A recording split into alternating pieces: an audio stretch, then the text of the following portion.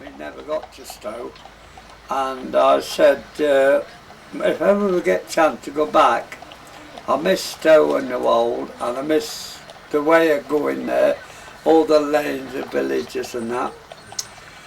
And the good Lord's got me here, which is only about 40 miles from Stow. So I am good to travel it. If it's the last time, I don't know, but I shall travel it. And I shall go to this one with low load, but this one I'll travel because I know the road, where to go from here. I know every lane and villages and different things, you know. And that, a lot of people didn't think we were going to make it. I said, I'll show you about not make it. And people said, that wagon's too big to go on the road. I said, I'll show you about that and all. You're never too old, my dad said, to learn, so you're not too old to travel if you've got your passengers about you. But you could, what's the name on there, you know, you could leave your things. When we pulled, I used to pull outside the Bell pub. On that side, it's a 30 mile an hour thing, and I used to pull again it. And I was there for years till they opened that field. And they said to me, why don't you pull in the field? I said, no, to the pub here. I used to drink now, I don't drink now, so then I got in the field, and I had been there for 7 or 8 years, and I've been there. I still know the roads. I still know the ways. I know which way to go from here. I know every lane, every corner, everything here. I want to walk that trailer. Soldiers again. Yeah. Those are bits of things. That's my fire. Is that tan? That's my wagon. Yeah. That trailer there belongs to that's me, isn't it? It's only me, isn't it? Yeah. That's me. They got me on there. It was black, and I had a cousin on there. That was only a day fare, but we made it 3. So there's everything for sale, whoever wants out. Horses, trailers. But then the auctioneer, what he'd done, when he'd finished taking so much out and so much for selling, it was for the profit what you should be having. So they could, you see other people who take horses in there, and I think what he done, he put the money up, going in, coming out, and all that, and people just couldn't afford it. So then he got us, he'd sell anything, but then he got us, he wouldn't finished it, so we took over. There used to be a couple of options then, but we didn't. I'm going back now. Oh, I don't know, a long time. I never had that field then. I never had that roadside. It used to be across Swell Road where the auction is. It used to be only a little fair, you know. Only a small amount, a few tents, a couple of wagons, a few horses. And as it grew, it got a bit bigger, and then it grew, it got a bit bigger, and then they moved to the football field. And then took that and they put us on, we got the road, and they took us off the road and put us in that field. And they said they would have closed the field, but I don't know what happened, whether they did it or not. We don't mix them. Because they want to come there for horses, wagons comes. The women want to go to the stalls to look and buy, they go. So they're out the men, and the men's out from the women. So that's what happens there. But I see a lot of people Thursday, Ramsey for a long time. And it exceeded me. From there it was too far. Too tiring, I was too tired. By the time I got there, there's too much to walk around. Couldn't talk to everybody, so that's why we're taking that wagon in the tent, and then we can sit and talk to anybody there. You don't realise when you're getting on in years how tired you get. But we've got to keep doing the best we can. God supplies everything I need, so I've got to lie about it. Yeah? We can't read or write, but it take a lot of stopping. A lot of stopping. We've never been conquered yet, but we're getting conquered now because they're making these places. But nobody wants to travel, not now. Nobody, look, that's how it used to be, look. But nobody wants the way of life. They don't want the torture and torment of it. So, it's not the same. It's not the same. It never will be, will it? Nothing is. Tell me, if you were going to buy a horse, tell me the things you'd look for. What I'd look for the one that pulled the wagon in. And then I'd have a good look quick, and if I see them on here, on there to sell, I think, well, he's pulled the wagon in.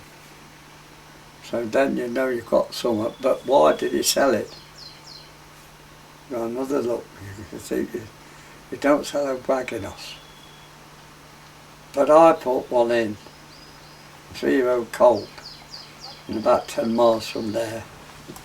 And a man said to me, he said, how much do you want for that old cob? I said to him, what old cob? He said, that in your wagon. I said, we go look at it. I said, it's only 3-year-old. Well, I said, it's only 3-year-old. Is he? Yeah, I said, how far you come? Oh, good way, I said, we were sweating. And he said, would you sell him? I said, no, I thought about it. So I said, I don't know, I'll buy him. So I said, well, if you want to buy him. I asked him the price. He bid me with 100 quid. So I said, 50 quid between us. So when it come up, I thought, let's have one customer. No. Go on then, I said. And I sold him. And then the man said to me, he said, I didn't know that horse was for sale. I said, didn't you? He said, no, I'd have bought that. Well, I said, the next time I've got one for sale, I'll put on horse for sale, I'll tie it on its tail. He walked away. No harm in it, asking me, was he? But he'd get 100 quid on it, off another man. If he'd have come to me, he'd have bought it for less than 100 quid. He'd had 100 quid back, wouldn't he? But he finished up, he sold him to get it for 100 quid more money, and he sold him to another man for another 100 quid. And he was only 3-year-old. And, but this man had had horses all his life, He said, how much the old horse? What old horse? He said, if I'd left him in the wagon from here, trail across there, but he was tired. And I said, hey, no, it's on the 3, go away. I said, 3, you won't want to. He come back, he said, he is. So he said, how much is it? I sold him. I said, but you'd like give me a few minutes to get the wagon out. Pull the place, pull the wagon off, took him out, took the harness off. I said, there's yours. What did you get home with? I had some more left. So I put some peasel in a man's motor and he fetched them up for me. And 3 more come up. One from my wagon, one from the cart and one on the back. But then he sold him for about 10 minutes after he sold him. And he sold him a few quid. And then the man sold him on again for another few quid. That's how it was. Nobody was greedy them days, you know. I had my profit. The next man got to get a profit. The next man got to get a profit. It's like a market, isn't it? You sell a thing to get a bit of profit. I don't care how much profit they made. I made what I needed. So I can't tell how much profit I had.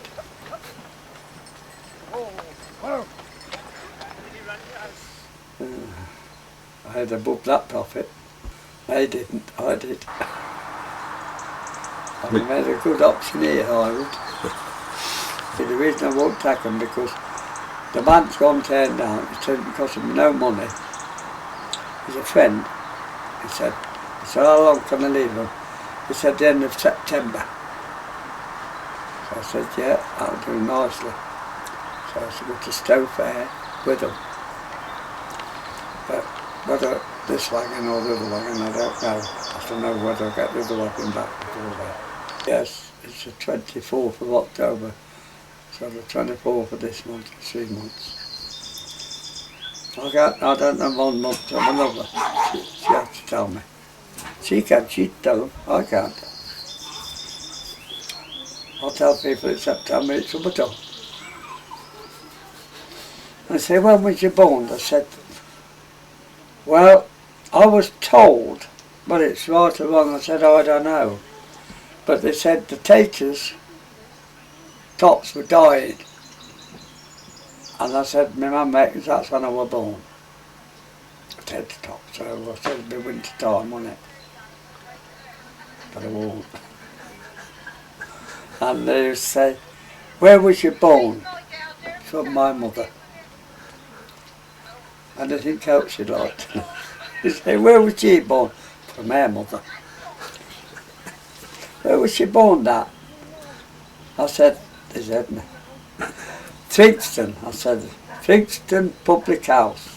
At Thrigston Village, there was a public house called the George and Dragon, and she was born in a wagon at the back of it. I said, and a sister was born at Breedon on the Hill, north of Derbyshire, Breedon on the Hill, and that's going on towards Derby, and I was born at Tilkiston, Derbyshire, and my mum was born in Leicestershire. Leicestershire where she was born, and 2 of my daughters were born in Leicestershire. No, 3 of them I think. No, 2. 2 were born in Leicestershire and the other one born in Lincolnshire, I think, or Cambridgeshire, Wisbech. And Freddie was born at Grantham. Billy was born at Kettering. No, Wellingborough. Ever born at Kettering. John was born at Leicester, in Leicester. Yeah. I had 7 lovely children. Bless them. That's the 2 main things. That's why I said Edna always lights a fire when we're going along, when she used to go first.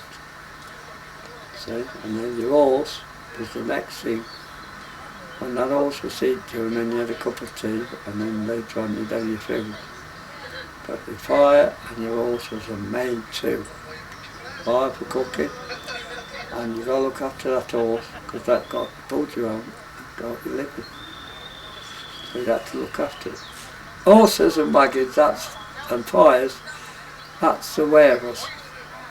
Now it's electric cookers and stoves and baths. We still lived as we live today. We never went without food. We perhaps didn't have the best of clothes to wear, but we were never short of food. You'd light the fire. That's what I used to do first. Get up, light my fire, put my kettle on, have a look round. The bird would be singing, no motors, no noise, only the bird, and perhaps cock pheasants making a noise, and perhaps a fox would hear bark or something like that. You fetch your horse out, put him on the chain. By the time you've done that, you kettle boil, make a drop of tea. You sit there and have your tea. All quiet. All you could hear was the wild bird singing. And no motors, no nothing. It was that peaceful. And then, but I'm going about 3 or 4 o'clock in the morning. You know, it was, I mean, I'm sure off there now. I can't do it now. I'd love to, but I can't. I'll never go, but I can't stop, bend over too much. But I miss a lot of it. I miss the sound of the wagon wheels. We were stopping here, somewhere in Bedford somewhere, back at Banbury. And we had a phone then, and my daughter rang me up. She said, "There's a letter come for you." So I said, "Oh, well, what is it?" She said, "It's from the hospital. You've got an appointment for tomorrow." So I said, how long you had it then? She said, "I ain't been back for 3 or 4 days." Oh, said, "You'll get me into trouble." So I had no motor, no bike. So I said, there's a blue and white man open up. I said to Siddy across the road, I said, "Siddy, I've got to go to the hospital." "What for?" I said, "I don't know." I said, "They want to see me." So I said, "I better go." The funds on it out. So I put the mare in the wagon and stopped here again, Banbury. And the back roads was a long way, well, from Banbury, from maybe 60 miles, I expect, back roads. So I said, "Right, put the mare in the wagon." I said to her, "Come on," and away we went. And we travelled all that day till we got nearly to Leicester. And then I catch the bus in. And now she's left on the roadside. She don't know how to use the phone. And I didn't know how to use one so much. And I rode up.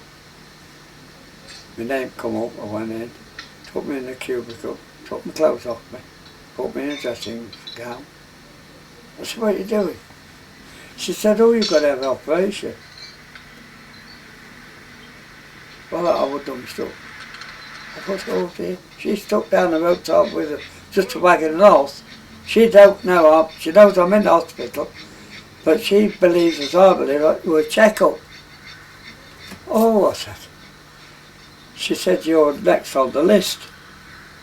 "I don't know nothing about no operation. I don't know." I said, "Oh dear, dear, dear."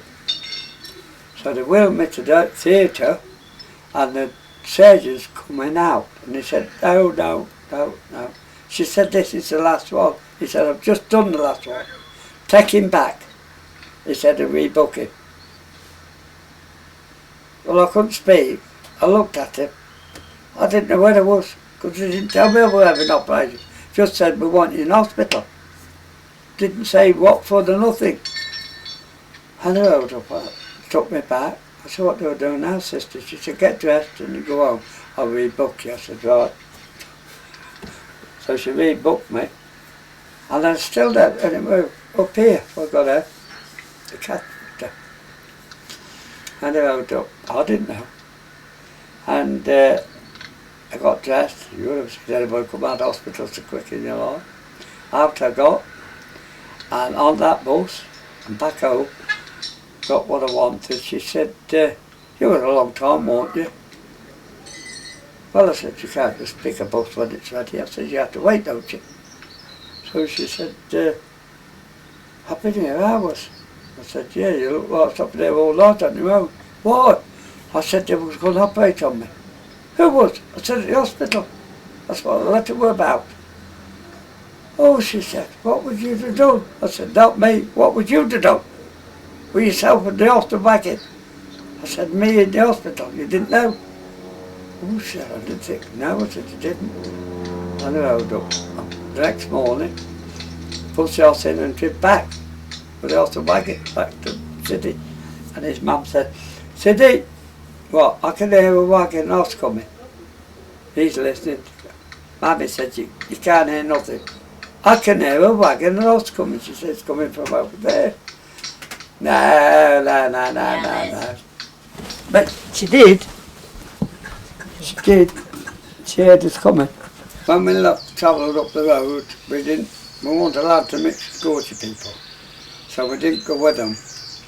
And my mum, when she went out and come back, she wouldn't allow you to talk English. She'd talk Romanesque to you. And then when the war was on, it all got stopped because they thought we were foreigners. They couldn't understand what it meant. So then it got lost. Now it's coming back bit by bit, but the young ones don't know. These on here, if I talk about it, they wouldn't know what I'm on about. So I don't use it. Edna does and Daisy. And Miguel, my family does, but these others on here, if I mention, they don't invent some words to know. But different things I could say and they wouldn't even know what I'm talking about, so I don't use it only here. And my mum, you know, Beshkari, see, sit down here. All different things like that. See, this is chai, tea, marrow, red, val, danders, teeth, knock, mooey, yuck, yucks, bass, all used, garas, vadon, valavas, gajum, lach, valavas from under to. You know what I said? Oh. Well, I'll tell you in English. I said, you fetch me some bacon for me to eat. That's what it said. But I said, whoever reads this, they'll know what I mean. But it's not used like it used to be. Used to use it all the time. And my mum would speak it in the towns or villages when she was walking. And the gypsy women would give you a certain look, and you haven't got to speak. You haven't got to ask anything. They'd give you a certain look, and you'd say afterwards. And I'd say, what do you... Kek. Don't speak. And if they said plaster, that meant go. It was a language hundreds and hundreds of years back, but where it come from nobody knows. But they say we come from Asia, India, Pakistan. I think we do, because I've got children what looks like Indians, and other people.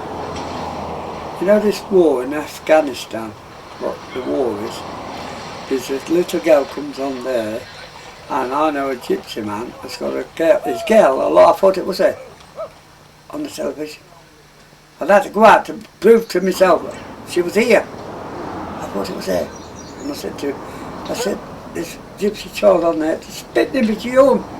And he's never been out to Lowestoft in his life. Just, there's a throwback somewhere along the line, but they can't just find out. Now, they say we come from the Jews. When Jesus was walking, when Pharaoh, when Moses took his people out, well, there was hundreds of, 27,000 people with him. Well, there was more gathered from the mountains. And I believe they all gathered with the Jews and they all got mixed up. Because the Jews like diamonds, gold, money and wealth. as a gypsy.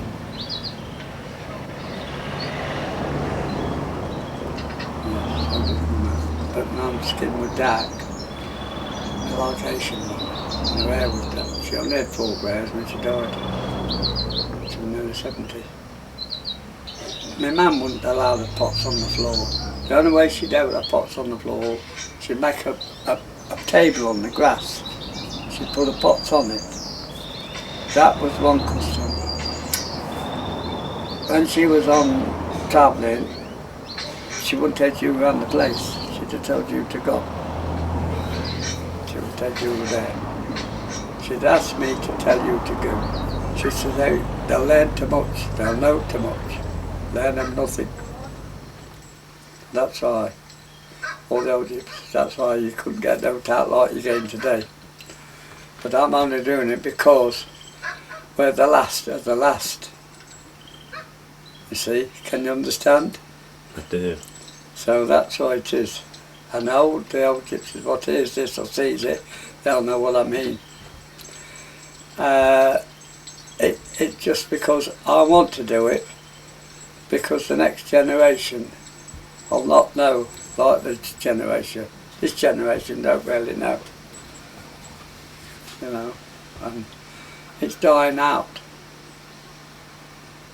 On here, how many gypsies would there be? It's gone like me. Our city's 1, I'm 2. They all want these trailers. They don't want the way of the, you see, they can't stop. You can still stop with horses and wagons, but you can't stop with these. At Mellis, you couldn't pull this on, could you? It had to be a wagon. And people accepted me because I was a gypsy with a wagon. But the man pulled on there with a little trailer and it made him go, didn't it? They said, are you a traveller? He said, yeah. Well, they said, travel off because you're not stopping at Mellis. And I had to tell him where a little lane off on. I said, go down there, and he went and found that and stopped. But that's getting pegs. And you know, it's when I was a boy, nobody trusted us. They didn't trust us. We wasn't crooks or thieves or what they got today. We never done half of what's happening today, but we got accused for things we never even seen or thing done. And we wasn't a bad people. It's the farmers and the village people what made us what we are. Accusing you. It's like you being accused of doing something and you said, I haven't done it. But it was there when you come, and now when you went, it's gone. You see?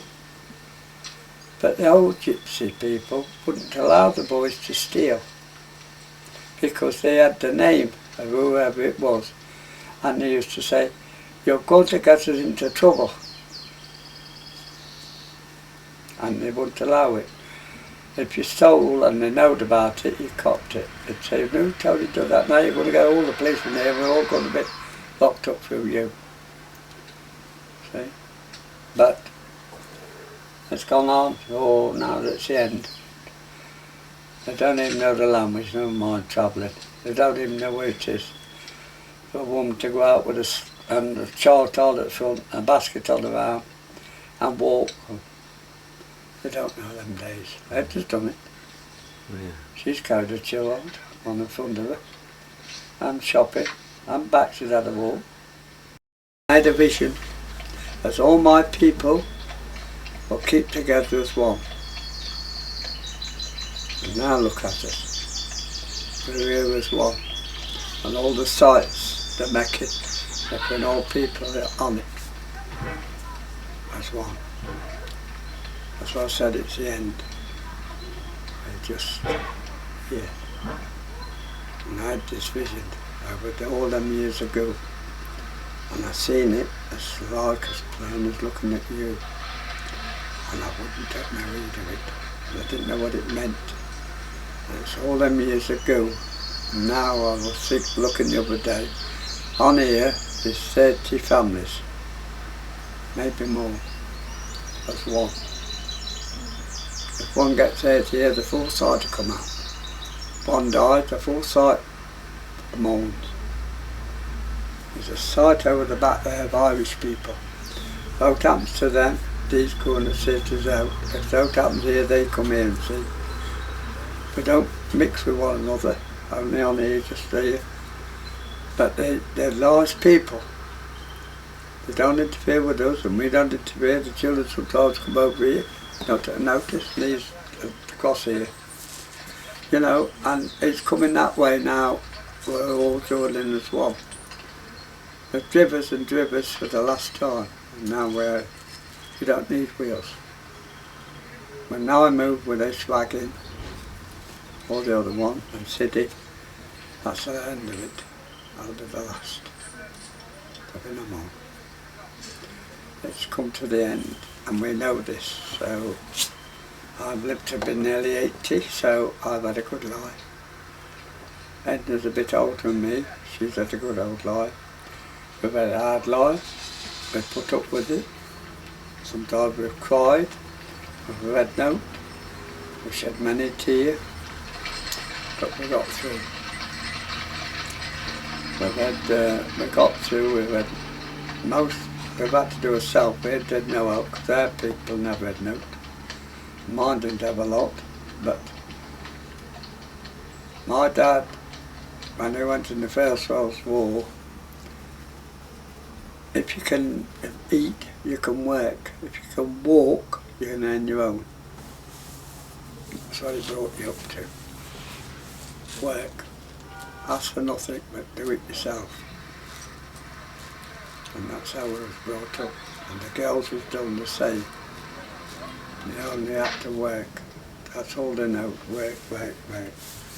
And then that was there, she didn't have to be told.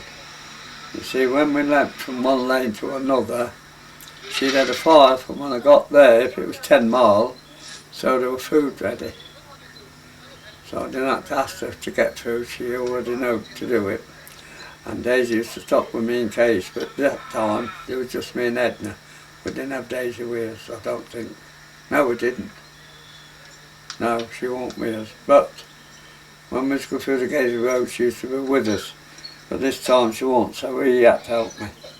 Because you can't leave the horses because of the gate, opening the gate, and somebody coming through and fighting them.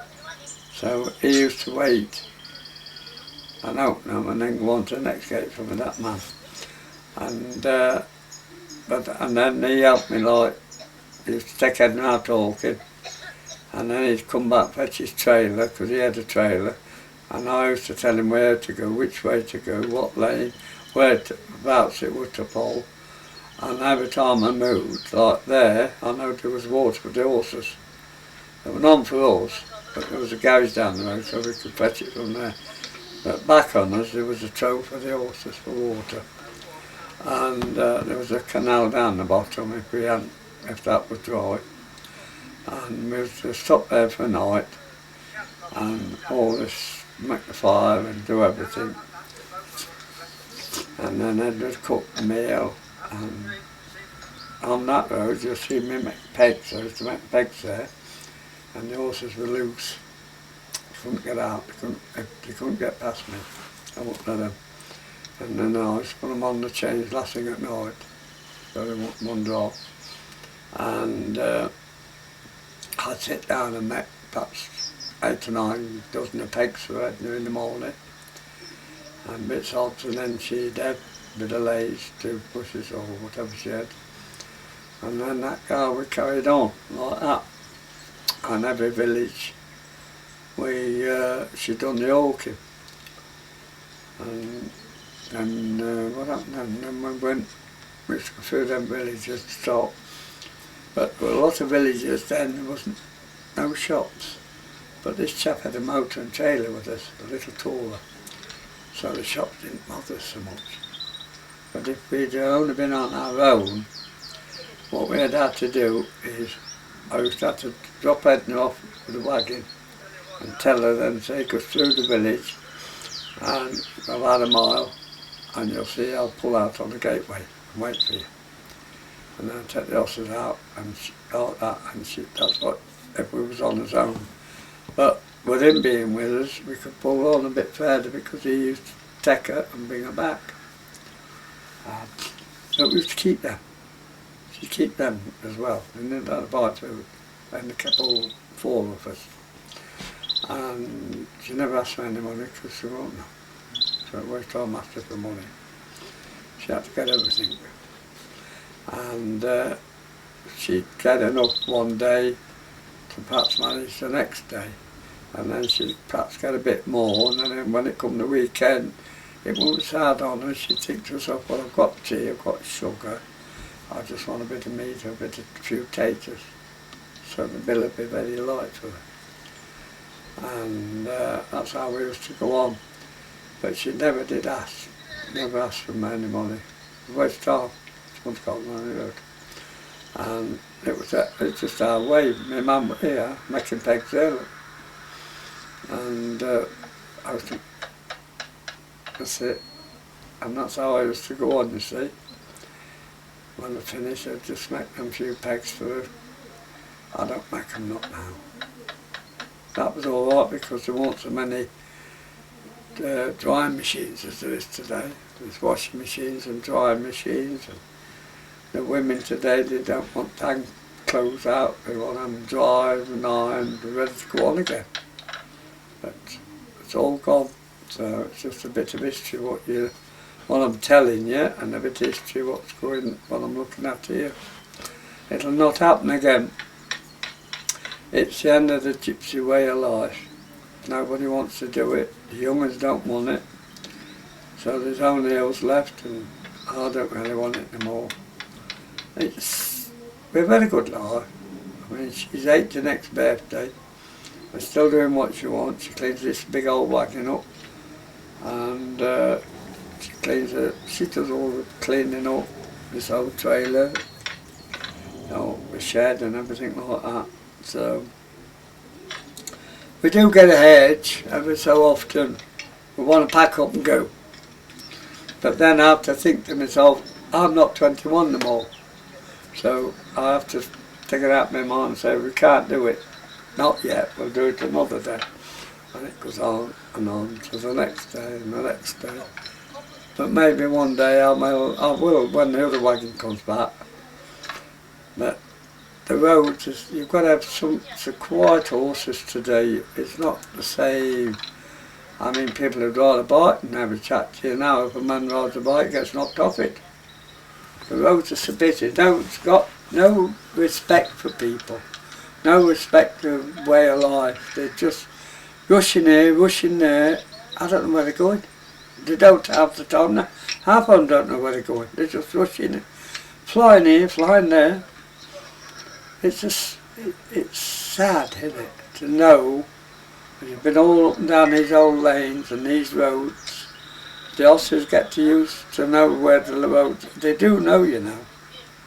When you've been up a road 3 or 4 times like there, they get to know the stopping places. That down on our horse, Alden now, he'll know that lane when I get to the top of that, where we're going. He'll know exactly where to pull off and everything. And you don't really, if it weren't for traffic, you wouldn't even need a driver because he'd follow you. Or he knows the road. He knows when he's going down the road in the wagon, he'll pull himself in. So the 2 front wheel and back wheel goes on the grass to help him toad it. He knows how to do it. That's why I'm training the young one to do it. And they know the hills and they know what they've got to do, and they just do it like we're doing. We know what to do. And the dogs, it's the same. We train the dogs from puppies, and that one we had, she was a very good pup.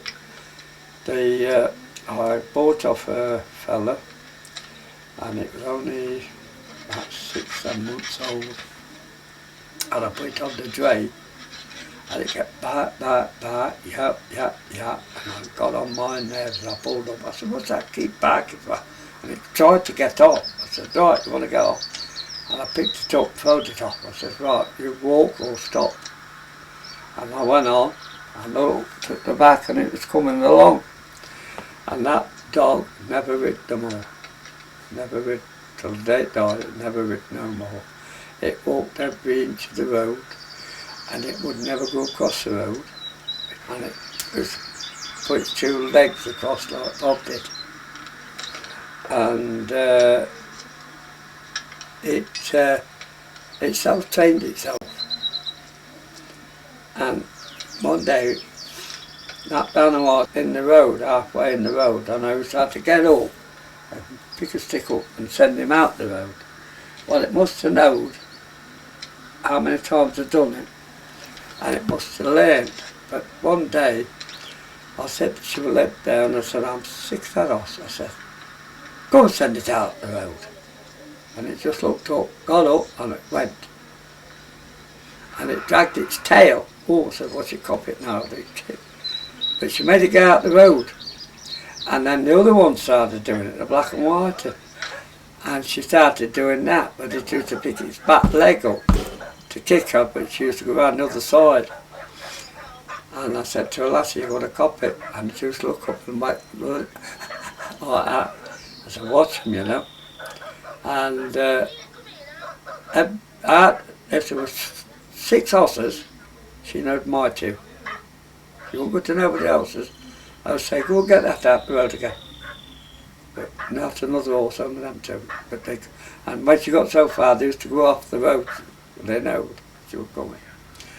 And then we was on the fair, and she looked up. I said, now you watch the thing till I come back. And I didn't think, I only just said it to her, like say to you, watch the thing till I come back. And she went and made half a circle.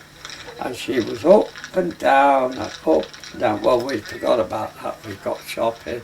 Must have been got a couple of 3 hours. And when I come back, I said, was that line here? And I said, look here, where's that come from? And the man said, you know that? That's come from that dog. Well, I said, I don't know. He said, why you went? He said, that never done no turning backwards or forward. He said, it won't let nobody go over it. So I went, no. He said, the child went to bite it. He sent it back over that line, it wouldn't. Oh, what's that? So it trained itself, didn't it? And we had her to, she was only 5 when she died. I don't know what she died with. She was very fat. And I did say I'd never have another one. And then that one come along, and now I shan't never have another one now. Not when you know, I did train it, it trained itself. You know, it's like the Egyptian women, you don't have to train them. You don't have to train your children. They automatically train themselves. They know what to do. The gypsy women know. They know to get the stick. They know where the water is. They know what to do. Don't say, oh, what should I do now? Or, shall I do this? Shall I do that? You just you tell them off. Say, guitar, what do you want? And they learnt themselves. And the children learnt off of us. And the children learnt off of them children. And that's how it's gone on. When I was a boy, when the war was on, we had to do all that. And I was told not to do it. I had to do it. You were not asked to do it, you had to do it. And if you didn't do it, then you got something you didn't like. And my father's, he used to get like a bundle sticking under the wagon, newspaper. He wouldn't have nothing else. A roll of newspaper. It had to be dry. You'd have to put it in something to keep it dry. A bundle stick under the wagon. When he got up, he'd fetch that stick out and make a fire. But if anything was wet, you copped it. If there was no stick, you copped it. If there was no paper, you copped it. And when I say copped it, you certainly copped it. They didn't. Oh, you're a bad lad and all that job. They used you as a football. And so you automatically had a couple of good hardings, but you never got too many because you already know what you want to cop. And my dad been in that First World War, so he'd be a very old man if he'd have. 80 odd when he died, so if he sold a horse to a man and it was 20 mile away, you've got to take it, deliver it. But the man wouldn't give you any money, nor would your dad. So you got to go, if it was 10 mile that road and 10 mile back, you got to walk. You didn't get no money for bread, fish and chips and nothing like that, because it was up a country lane. So then I used to go, them days there used to be lots of ponds in farmers' fields, and I'd go along like that, and then the water would be still, so there was no in it. So you'd go along and you see a pond, and then all the ripples go along, hello, something here, and then you look, and there'd be a water in, and you just have a little red beak like that, stuck out the water like a float.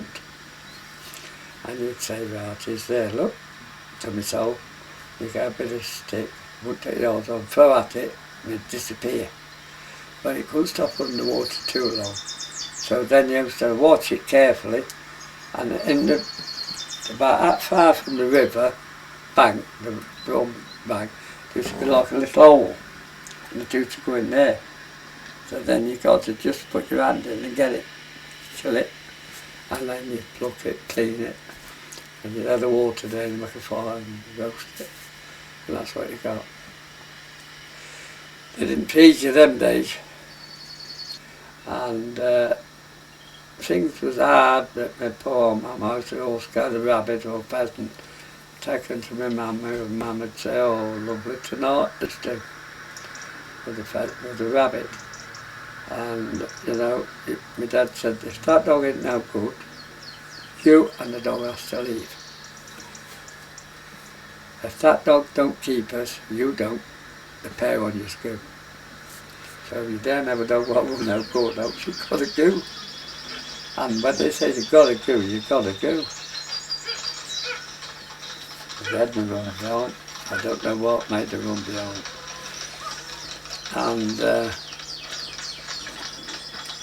it was hard, but it was the way of life. No, I didn't know no different, and Edna didn't know no different. She had a hard life like I did. She had a worse life than me, because she had 8 brothers. She was the only girl.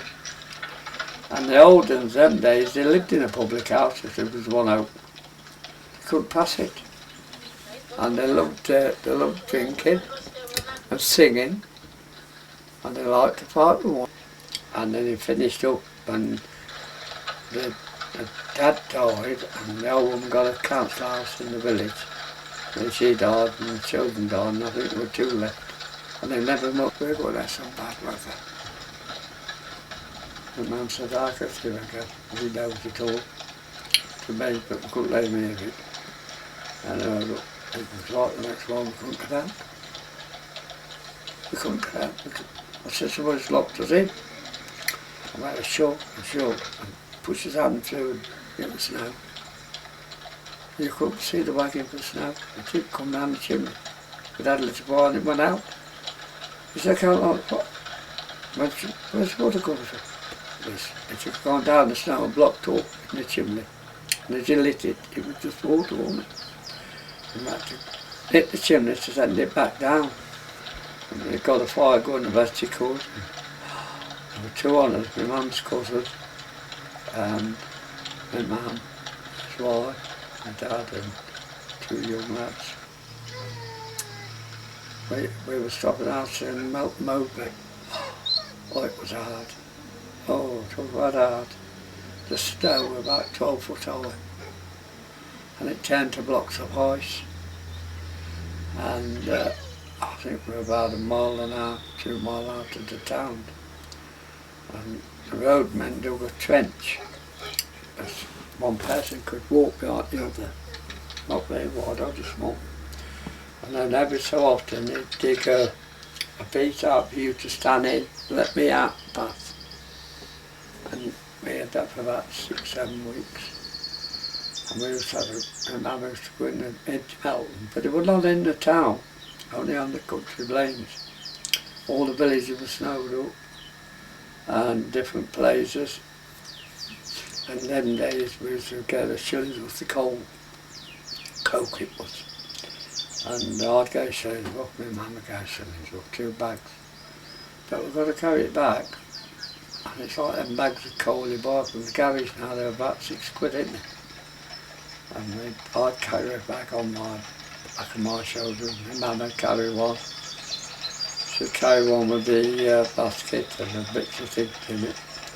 Walk miles up back home. There were no wirelesses or televisions or anything like that. And it was whatever you could eat. I never had so much toast in my life. That's all it was. And the old stove we had, you know, on what they call the nipper. So there's a little barrel like that would have white whipped and then about that long. And my mum, she got a bag of flour. She used to make her own bread.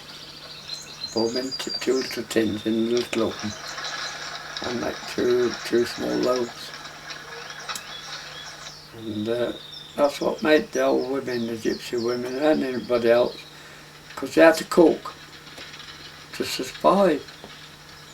You know, they used to have make a bit of bacon or get some eggs or something. They never kid you. You couldn't refuse it. You just had, you had it, you know, and it was a life, a way of life, and it was it. That was it. You never got dressed up. And that's why the old gypsies, when they go to a town, you think there's 20,000 now, they keep shouting at one another. Because the wheels on the wagons and the grattle of the road, one would be shouting at the back of the other, "Are you alright?" And he wouldn't hear you. And then you'd shout back and keep shouting, "What's up? Are you alright?" "Yeah." And then when we went into a town, it got like that. He shouted instead of talking proper. People think we were rowing, but it was the wheels. I didn't make that much row. And you were on the front or at the back or somebody behind you. There used to be perhaps 3 or 4 wagons and drays, and I'd perhaps be driving something and somebody else would be laughing, you know. You'd know where you were going, but we never done nothing about it. We used to just start to do it because you couldn't. You weren't allowed to say out. And they said we're moving to such a late.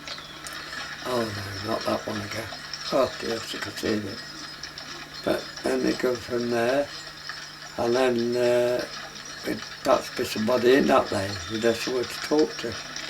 Perhaps have 2 or 3 days there, and you'd move with us, or you'd move with them, or whatever. And you get pals, and then perhaps a week or so. And then all of a sudden you want to go, and that used to be the hardest time. Because when they went that road and you got no pals. You had nowhere to talk to. And you had your dog. And your dog then was wanting off with it. And my dad said, "Go see if you can get out, you know." Yeah, he couldn't sit down too long where he was. He wouldn't let me sit down. And them days we used to make the tent houses on the roadside, you know. You'd tent them all day and all night if they said so. And sometimes they'd forget you go to the pub and you'd think they were in the wagon. And you'd say, "Oh, I only want to be without to eat." Most of the time I went through the gate and sneaked up through the edge and have a look. What is that? And go back. Oh, they've gone off. Let's lock me. So that's something to eat, then you go up and fetch the off down the toilet anyway. You won't bother with it, you off them up. And then when they come back, "How's the animal?" You didn't know what he meant, the off of me. I say, "Who? What?" "The horse." "Oh, that's all right. Where is it?" "There's what?" "The horse." "There, look. Wandered in that field." "We never told me to put it." "Oh, I'll tell you, ever. Where you cop it? You cop it down." "Oh yeah, you cop it down, you cop it down." If you believe that, that's a fool we've got. But now the animal we've got, and look where he's tied it. You'll be tied with it. Oh, you got it then. Oh, that's why the gypsy boys used to do it without hasting. Then they'd say, "Who told you to put it in there? You'll get us moved." You couldn't be right with it. Couldn't be right. I got a little miniature pony and cart. And my mum's got a dolly tub, what she's done the washing. And she sat on it, and these two chickens was in it. And she must have thought to herself, well, I'll tie the ponies. The pony was follow the wagon. So she put the reins on a foot over it, she got the chicken, plucked it while she's going along. Like that. And she sat on this dolly tub. I thought it must have fit the pony, but I could hear somebody hollering, but how long she was in it, I don't know. Oh, I never don't know, I could hear somebody, and I pulled up. She fell in the dolly tub. It just slipped, and she fell in it with her legs in the air. Well, it wasn't believable, you know, because they always wear long skirts. I said, I'll kill you, you don't do when I get out this. I said, how will you come to do that? I don't want to know, get me out. I'm killing the horse. I said, how did the horse do it? I used to do it to torment her, make it utter. But I was got for it. And I got her out.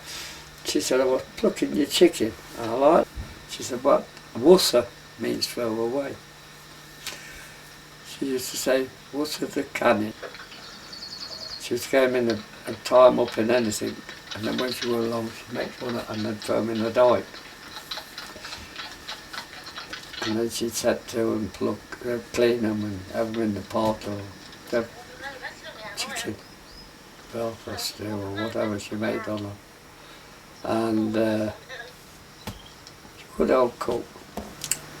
She liked to drink a lot. I'm walking along with Jesus, walking every day. Walking and talking with Jesus is the only way. I'm walking along with Jesus, walking every day. Jesus saved my soul down here. Heaven is better than this. Heaven is better than this. Praise God, what joy it is, walking on the streets of solid gold, living in a land where they never grow old. Heaven is better than this. Praise God, what joy it is. Jesus saved my soul down here. Heaven is better than this.